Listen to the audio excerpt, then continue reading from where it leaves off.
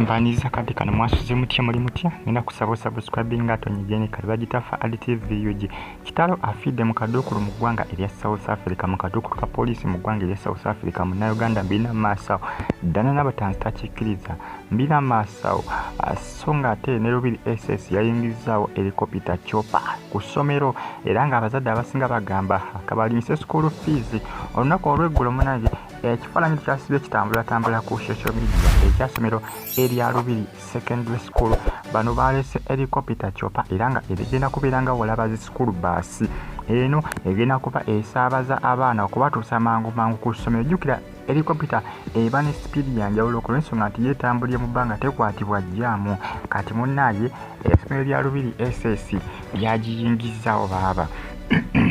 agiyingizaawo era nga abazadde abasinga bagamba school fees kalyoka alinnye ate nga information etambula eraga nti no helicopter eno erabika kwegamba eri unmanned tewali agivuga tewali agikwasaganyiza zibayita AI generated ebeerawo ngeri unmanned tebakagivuga obeera ogitegeereza obulungi eba helicopter zisinga nga zeevuga zokka nga tebaamu muntu nga gwoyingira nobako wonyiga yo nekola ki yo nekutambuza nekusaabaza n'emmotoka ziri kati saawa n'emmotoka zakoze ki zafulumye era nga mbazungu mu ggwanga erya America nyingi nnyo emmotoka ezeevuga zokka nga gwoyingira nekutwala yona gyokola ki gyoyagala nga temulimu akola ki nga temulimu avuga nga mulimu gwe wekka gwe nga gwe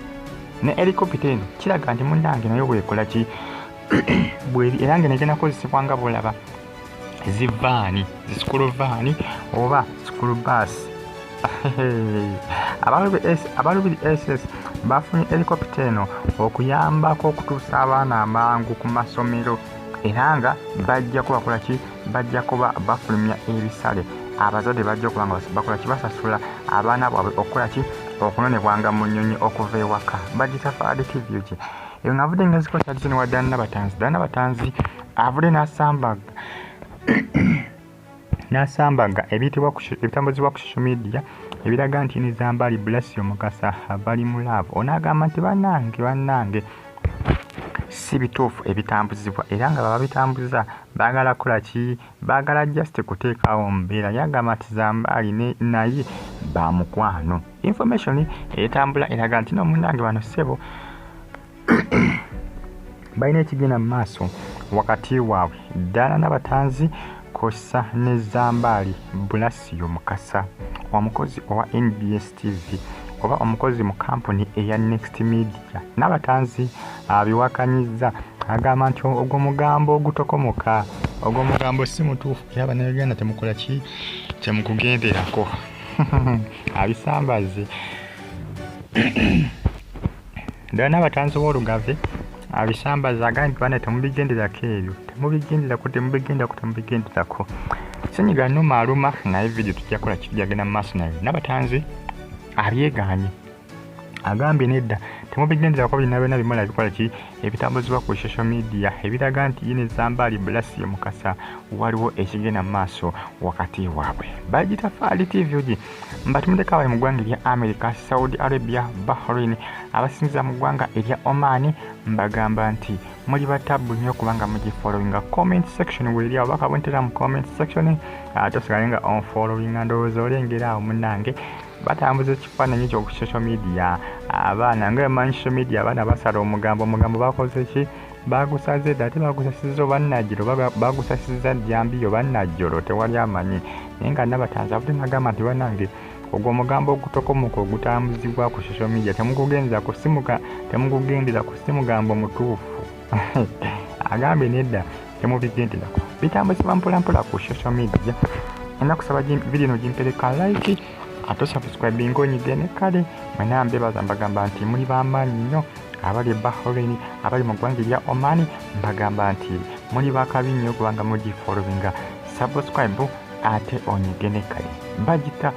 fa TV yuji nsonga za Dana Nabatanzi eyo ngavudde nga zikosa zino wa King Shiba munnange bagenda Kenya ne mukunjaata sera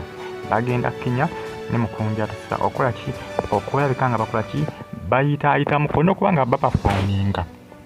King Shiba aliko omukisa yazeewa mukunja atasera era ndowooza olaba mukunja atasera we yamufunye yafuniddewo ssebo n'eki n'esho mu ggwanga erya Kenya mu kibuga Nairobi baabayise bakole ki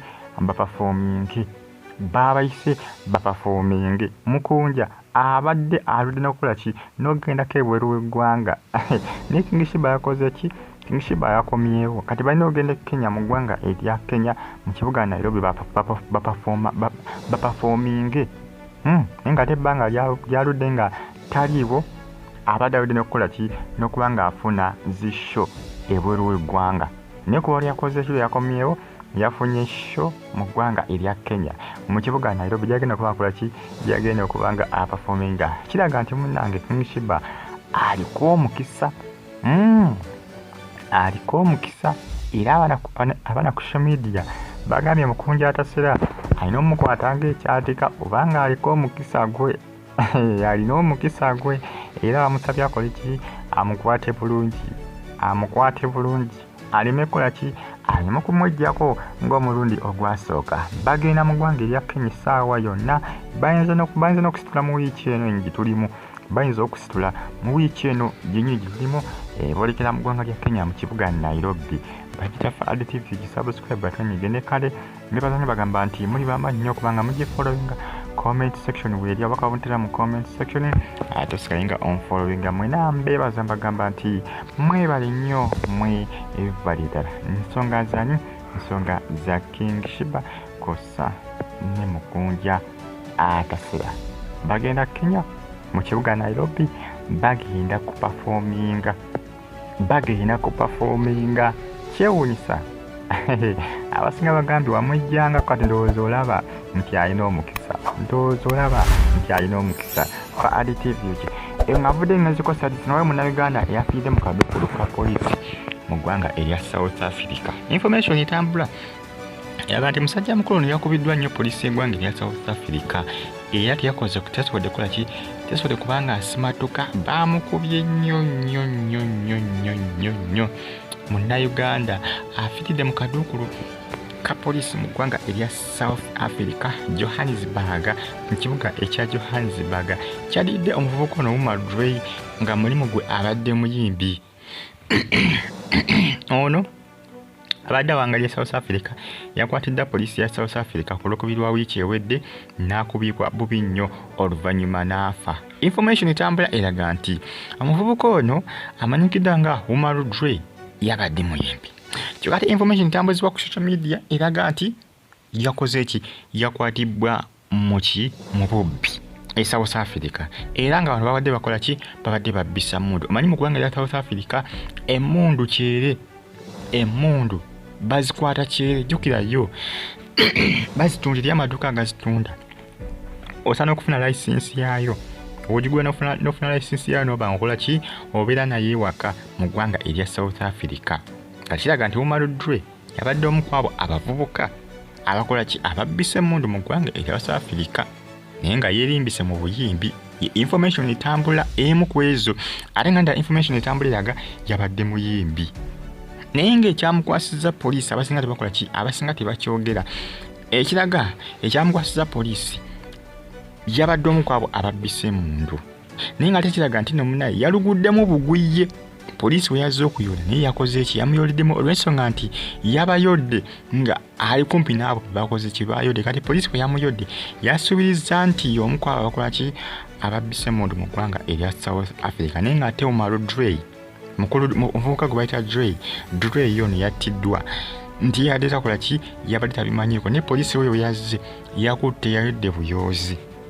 naye bakola ki naye bamutwaliramu era ono yakubiddwa bubi nnyo mu kaduukulu n'afa. Engeri gye bamukubyemu yakoze ki yamuviddeko kubanga afa mu ggwanga erya South Africa ebiseera ebisinga abagwira gye bali naye ebiseera ebisinga abagwira tebabayisa bulungi kubanga tuze tulaba bingi nnyo aba South Africa nga balumba amaduuka g'Abannayuganda ne bagasaanyamu ne bagabba ne bagaluutinga ne bagawamba ne bageddiza ne babba ebintu ne bakuba Bannayuganda bakola mu maduuka ago kwegamba naye Dre bwatu byafiiridde mu kavuyo akatategerekeka buli omu ayogera bibye naye nga yafiiridde mu kaduukulu ka poliisi mwe yakoze ki mwe yafiiridde. subscribe mbere bulungi mwera.